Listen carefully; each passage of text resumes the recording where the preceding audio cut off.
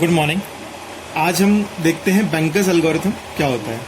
तो bankers algorithm जो है बेसिकली एक डेडलॉक अवॉइडेंस एल्गोरिथम है। और जैसा कि मैंने लास्ट लेक्चर में आपको बताया था कि डेडलॉक अवॉइडेंस का मतलब ये होता है कि हम समहाउ रिसोर्स को कुछ इस तरीके से मैनेज करें कि डेडलॉक को होने ही ना दें। ठीक है, अवॉइडेंस का मतलब ये कि हम अवॉइड करें, मतलब जो अगर डेडलॉक हो सकता है, डेडलॉक अगर हो रहा है तो हम समहाउ रिसोर्सेज को ऐसा मैनेज करें कि डेडलॉक ना हो। ठीक है, तो बैंकर्स एल्गोरिथम कैसे काम करता है तो ये हम देखते हैं। ठीक है, तो देखिए यहाँ पर आपको दे रखा है P0, P1, P2, P3, P4। These are resources. ये क्या है? ये प्रोसेसेस है। ठीक है, P0, P1, P2, P3, P4 ये 5 प्रोसेसेस हैं। ठीक है, और हर प्रोसेस को क्या चाहिए? प्रोसेस होने के लिए कुछ रिसोर्सेज चाहिए। ठीक है, तो यहाँ पर रिसोर्सेज को नेम कर रखा है हमने A, B और C से।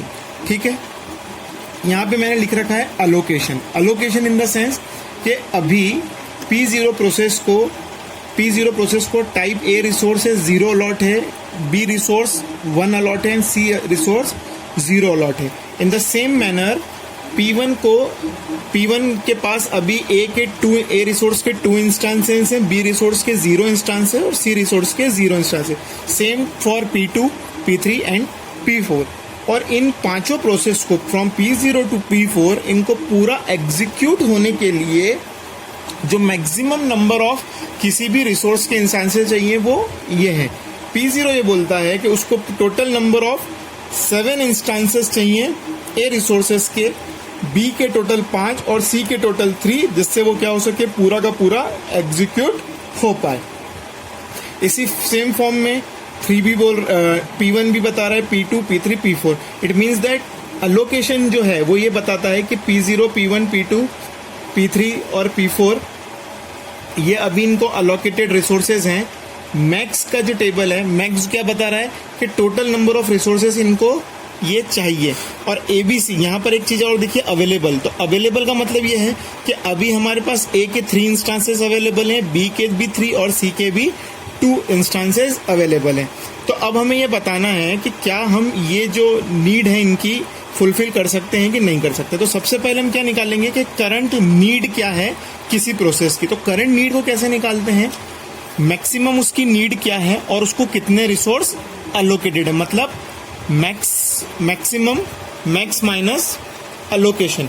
तो देखो जैसे P0 को A के कितने इंस्टांसेस चाहिए मैक्स में, टोटल कितने चाहिए उसको 7, और अभी उसको कितने एलोकेटेड हैं 0। तो 7 माइनस 0 7, मतलब इसको करंटली कितनी रिक्वायरमेंट है 7 की।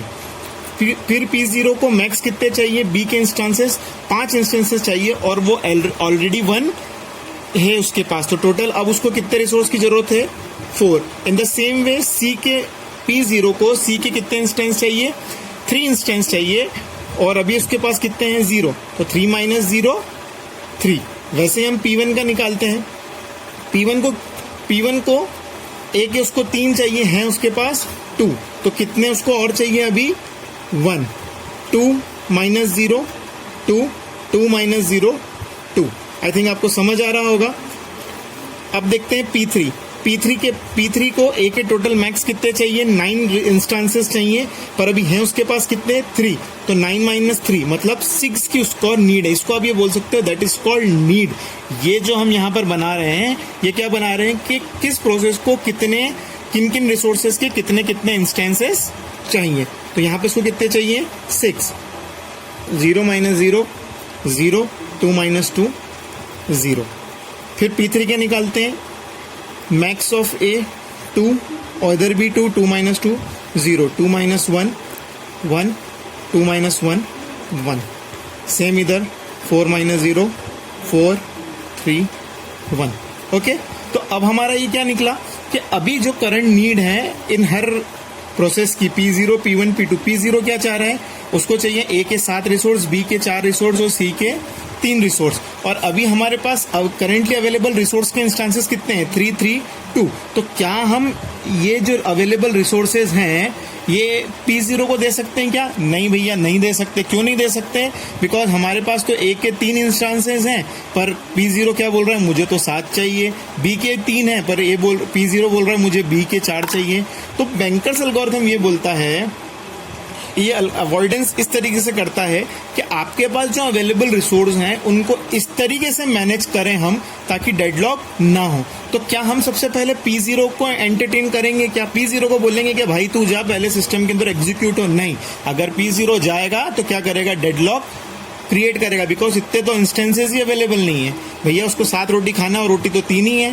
तो अब एक काम करते हैं, देखते हैं कि क्या इस 332 में से हम किसको सेटिस्फाई कर सकते हैं। चलो आते हैं P1। P1 बोल रहे हैं मुझे A का एक रिसोर्स चाहिए, क्या दे सकते हैं? हाँ भैया दे सकते हैं, बट हमें सिर्फ A को देखना है, नहीं B का भी देखना है। B के कितने चाहिए? 2, पर क्या हमारे पास 3 है? 2 ज्यादा। हाँ भैया दे सकते हैं। क्या 2 हैं? हाँ भैया दे सकते हैं। तो क्या हम P1 की रिक्वेस्ट को सेटिस्फाई कर सकते हैं? बिल्कुल कर सकते हैं। तो सबसे पहले हम किसको क्या अपने कौन सी प्रोसेस को इनिशिएट करेंगे अंदर जाने के लिए सेफ सीक्वेंस में? तो हम सबसे पहले बोलेंगे, ठीक है, तो सबसे पहले हम किसको लेंगे? P1 को लेंगे, ठीक है। अब जैसे ही P1 को लेंगे तो होगा क्या यहाँ पर, आप एक चीज देखें, P1 को लिया, ठीक है, P1 को हमने दे दिए, और P1 के पास ऑलरेडी कितने थे? A के 2 रिसोर्सेस अलोकेटेड थे, B के 0 और C के 0। तो जैसे ही P1 को जब ये पूरे रिसोर्स अलोकेट हो जाएंगे और जब वो पूरा एग्जीक्यूट हो जाएगा तो ये जो रिसोर्सेज हैं ये भी किसके पास आ जाएंगे? वापस अवेलेबल स्टेट में, ठीक है। तो अभी हमने पहले हमारे पास थे पहले A, B और C के 3 और 2। जैसे ही P1 गया तो P1 ने क्या करा? A के 2 फ्री करे, B के 0 फ्री करे और C के 0 फ्री करे। तो अब टोटल अवेलेबल हमारे पास क्या हो जाएंगे? 5, 3 एंड 2, ठीक है। इस तरीके से अब हमारे पास कितने हो गए? 5, 3 एंड 2, ठीक है। तो अब हमारे पास टोटल अवेलेबल स्पेस क्या हो गया? 5, 3, 2। अब हम नीचे आते हैं। अब देखते हैं P2 तो हो चुका एग्जीक्यूट, सॉरी P1 तो हो गया भैया एग्जीक्यूट। चलो P1 तो सिस्टम में से गया। अब देखते हैं क्या P2 को दे सकते हैं। P2 बोलता है मुझे A के 6 चाहिए, पर अभी हमारे पास A के कितने हैं? 5। तो क्या इसको दे सकते हैं? अभी इसको नहीं दे सकते। क्या P3 को दे सकते हैं? हाँ भैया P3 को 0, 1, 1 चाहिए, और अभी हमारे पास है 5, 3, 2, ठीक है। तो अब P1 के बाद हम किसको एग्जीक्यूट करेंगे? P3 को, ठीक है। तो अभी हमारे पास है टोटल 5, 3, 2, और P3 से कितने फ्री हुए हमारे पास? 2, 1, 1। It means that 7, 4, 3। तो कितने फ्री कर रहे हैं? अब हमारे पास कितने फ्री हो गए? हमारे 7, 4 और 3 रिसोर्स फ्री हो गए, ठीक है। अब फिर कौन है नीचे? अब हमारे पास P4। तो अब यहाँ पे लिख लें, हाँ क्या हम P4 को दे सकते हैं? हाँ भैया P4 को भी अब हम क्या कर सकते हैं? एग्जीक्यूट कर सकते हैं। P3 हो गया, P4 की भी रिक्वेस्ट को सेटिस्फाई कर सकते हैं। यस, हमने क्या करा? 4, 3, 1 इसको भी, 7, 4, 3 इसको भी अलॉट कर दिया। तो नेक्स्ट सेफ सीक्वेंस में कौन आया? P1, P3 और P4। अब हमारे पास कितने रिसोर्स हो गए? P4 ने 7, 4, 3 थे, और रिसोर्स कौन कौन से फ्री हुए? 0, 0, 2। इट मीन्स दैट 7, 4 और यहाँ पे कितना हो गया? 5।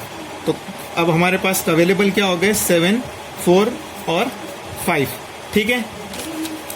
अब देखते हैं क्या हम P2 को अब एग्जीक्यूट करा सकते हैं। P2 के चाहिए 6, 0, 0। तो क्या इसको दे सकते हैं? हाँ, इसको अब हम P2 को कर देंगे। P2 को सेफ सीक्वेंस में यहाँ पे अब P2 की रिक्वेस्ट को भी हम सेटिस्फाई कर सकते हैं। अब देखो P2 ने क्या फ्री करा?